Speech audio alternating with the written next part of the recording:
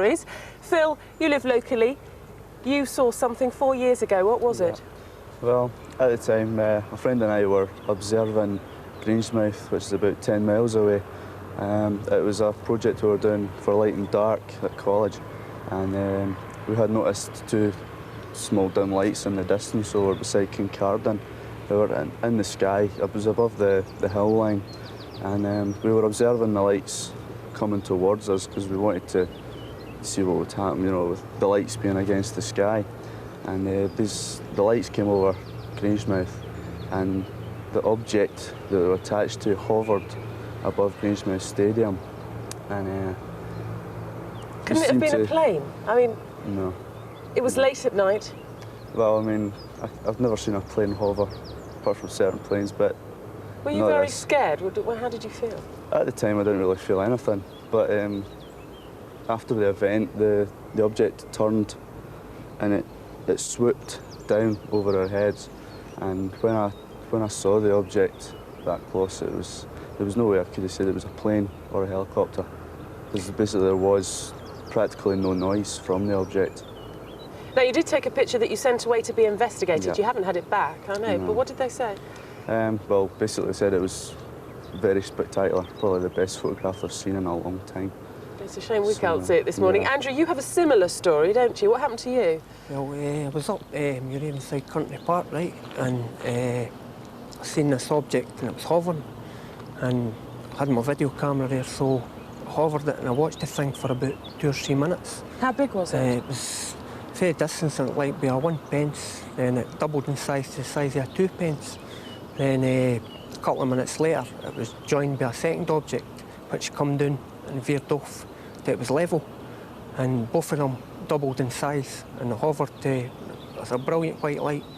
And the first object slowly moved away and disappeared, but there was no sound off them at all. The second object hovered for a wee while and it slowly moved away and disappeared again.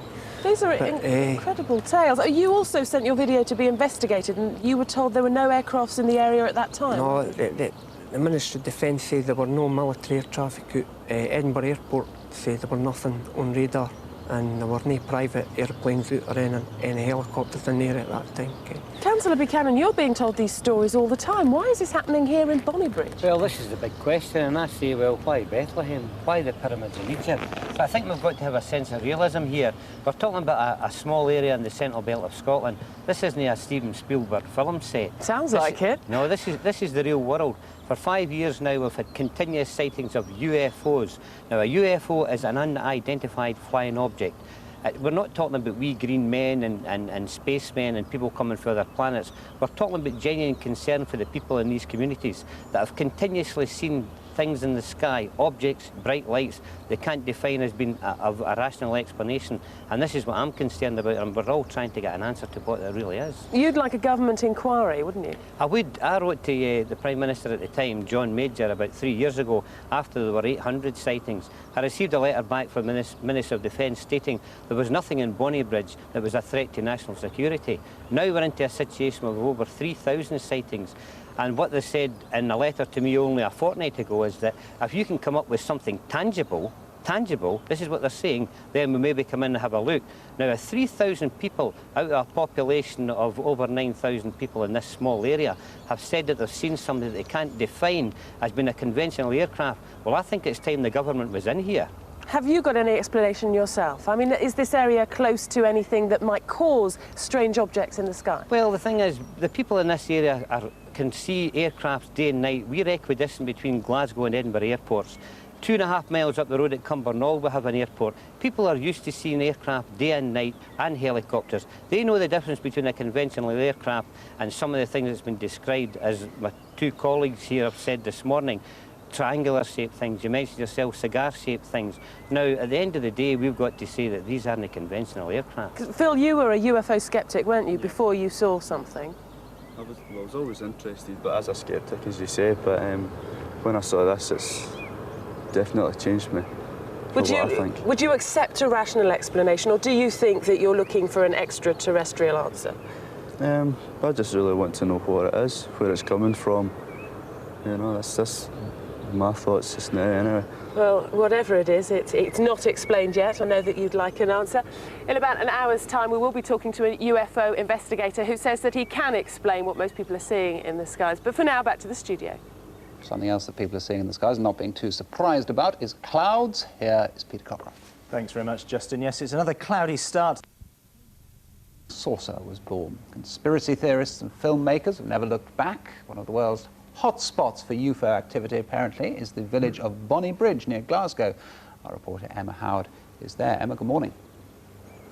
Good morning, Justin. Yes, something weird is definitely going on here in Bonnybridge because there have been more than 2,000 UFO sightings in the last 3 years, from sinister cigar-shaped objects to funny triangles and, of course, the classic flying saucer. Many of these sightings, it has to be said, can be explained. Nevertheless, 250 of them still remain a mystery. So, is there anything up there? This area above Bonnybridge here is commonly known as the flight path. In this area, over the past 5 years, I would say that about 75% of the UFO sightings have taken place. If you look at the back here, there's radio telecommunications masts in the road going to Slamanan, and there's been many sightings and a lot of activity in that area. What the significance of those masts are, I don't know, but I think they've got a relevance. It was in this very road about 5 years ago, I think it was late October, when the first real encounter took place, when a local businessman had encountered an object that was hovering above here and came to my house that night. I could see that he was very upset, and I think he was a bit frightened, and it was from there that we put a small article in the local paper to see if anybody else had a similar incident, and that's when it all happened. After the first week, we had over 400 people coming forward saying they had seen something similar, and that's where the UFO phenomenon in Bonnybridge really began. We've had quite a lot of experiences. The first time it happened, my eldest son came into the house. He had been followed by something, and my daughter-in-law filmed it, and it was really quite scary. Really bright light, moving slowly, no noise. It can last quite a long time, and then it just disappears. So since then we've sort of been looking for different things and trying to find answers, but nobody will give us an answer. This is a film that I shot in November, and the bright light that you're actually watching now is the moon, and the object is moving to the right of the moon. And if you watch it closely, there's an object passes underneath it, and this is the type of thing that I video all the time. I see them week in, week out, and obviously it's got to the stage when I walk the dog, I take the video camera with me to video anything that I do see, and I must admit I have videoed a lot of strange objects in the sky. It would be interesting to find out what they are and why they're coming here to this area. I mean, why Bonnybridge? I don't know. I really don't know. It's weird actually. I mean, Bonnybridge is like a small community. There's not many people in it, but why are they coming here? There must be some reason. Well, one man who thinks he has some of the answers to what people have been seeing up in the skies over Bonnybridge is ufologist Malcolm Robinson. Good morning. Good morning. Let's start with the video footage that we saw just there. What do you think of that? Well, I think that particular piece of footage was actually an aircraft, viewed honestly but mistakenly, but that particular segment was indeed an aircraft. And do you think that that's what's happening to most people around here, that they're seeing a bright light and thinking it's a UFO, but really it has a rational explanation? Well, it can in most instances. People see things in the sky which they view honestly but mistakenly, but that family concerned have taken other video segments of objects in the sky which do not conform to aircraft, and I do believe that these are UFOs. So they haven't got a rational explanation at all. Let's deal for a moment with the things that people are mistaking for UFOs. Yes. What other things could they be mistaking them for? Well, it could be aircraft viewed in the sky at an angle with the sunlight striking off the fuselage. You can have birds, you can have satellites. There's a whole range of explanations to account for UFO sightings. You think up to 95% of Yes, UFOs? indeed. Yes, 95% of UFO objects sightings have natural identifiable solutions, which only leaves a remaining 5%.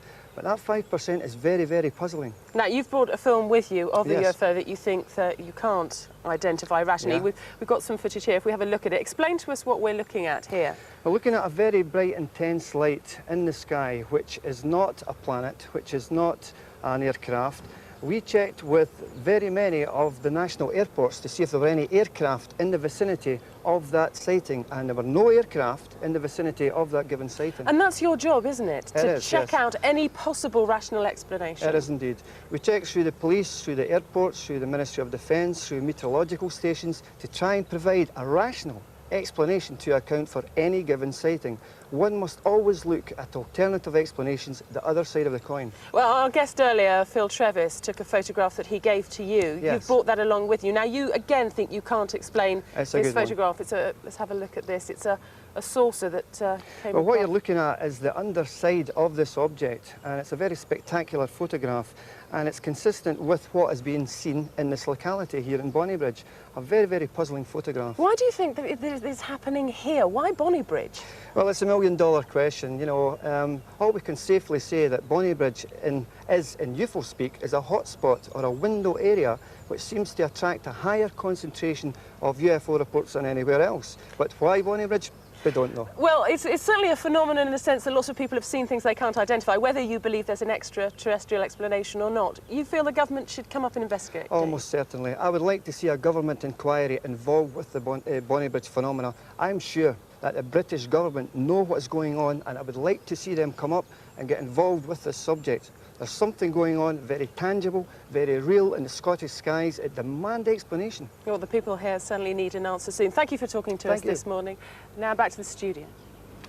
Thanks, Emma. Now let's find out what the weather's going to be like in Bonnybridge, another UFO hotspot. Peter Cockcroft, can you tell us? Thanks very much, Jenny. Well, not very good for spotting UFOs at the moment. There's a lot of cloud across the country, but there are some holes in the cloud, and you can see them in the southeast.